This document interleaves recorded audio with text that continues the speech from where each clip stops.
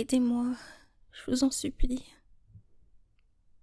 Cette voix, c'était celle de la petite fille que j'avais séquestrée, tuée et enterrée à quelques kilomètres de chez moi. Même morte, elle continue de me déranger. Il faut que je trouve un moyen de la faire taire, à tout jamais. Je ne sais pas comment on tue à nouveau les fantômes, mais une solution doit bien exister. Je l'avais bien fait une fois, pourquoi la deuxième me ferait culpabiliser ? À la seconde même où j'ai pensé ça, j'ai senti que quelque chose n'allait pas. Un frisson a parcouru ma nuque et je me suis sentie mal à l'aise.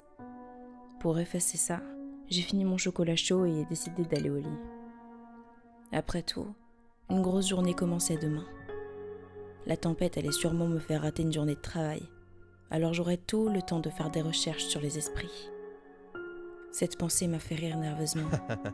Comment est-ce que j'arrivais à me mettre des idées pareilles dans la tête ?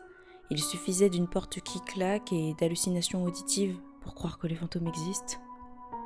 Je me détournais et marchais d'un pas rapide vers ma salle de bain pour m'y brosser les dents et vérifier plusieurs fois dans le miroir, mais il n'y avait que mon reflet. S'il vous plaît. Je sursautais. Encore la petite voix. Je commençais vraiment à flipper. Ce n'était pas sur les esprits qu'il fallait faire des recherches, mais sur des psys dans ma région.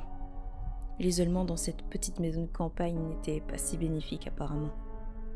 Et puis, si c'était vraiment elle, comment le fantôme d'un enfant pourrait me faire quoi que ce soit ? Ce n'était qu'une image, un souffle qu'un couteau ne peut même pas traverser.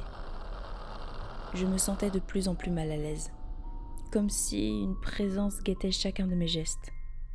Je me rinçais le visage, posais doucement la serviette et allais dans ma chambre sans plus tarder. Elle me regardait droit dans les yeux. Cette fillette brune, pâle et les yeux vides, tremblante, assise sur mon lit. Elle ne ressemblait pas à un esprit. On aurait dit qu'elle s'était extirpée de la terre, qu'elle avait marché jusqu'ici et qu'elle m'attendait depuis des heures, complètement immobile. Aidez-moi.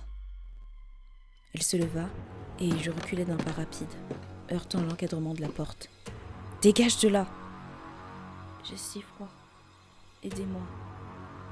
Je quittais la pièce en courant, manquant de trébucher à plusieurs reprises, mais elle était maintenant devant la porte, tout aussi immobile. Ses lèvres gelées et bleues s'entr'ouvrirent. Aidez-moi. Aidez-moi. Je n'entendais plus que sa voix. Aidez-moi. Ça me donnait le tournis. Aidez-moi. Elle me dérangeait. Je voulais qu'elle me laisse. Peu importe la pièce dans laquelle je me réfugiais. Aidez-moi. Mais elle semblait toujours plus proche, Aidez-moi. me murmurant, Aidez-moi. me suppliant de l'aider. Aidez-moi.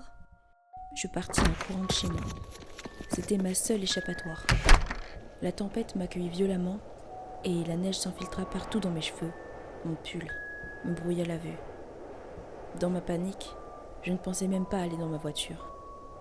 Je voulais juste aller le plus loin possible d'elle. Le vent hurlait à mes oreilles, m'empêchant de l'entendre.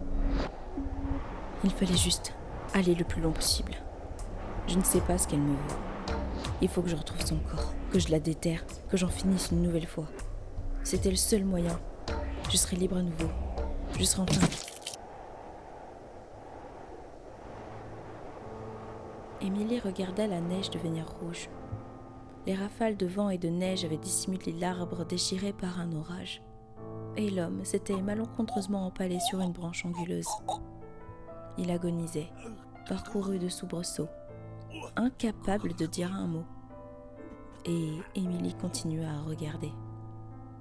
Puis, de longues minutes plus tard, il ne fit plus aucun bruit. Son corps était déjà frigorifié, paralysé, et son âme n'avait même pas eu le droit de rester, ne serait-ce qu'un instant de plus dans ce bois. Merci, tempête. Le vent se radoucit, la neige retomba gracieusement sur le cadavre, et Émilie se détourna pour rejoindre sa tombe.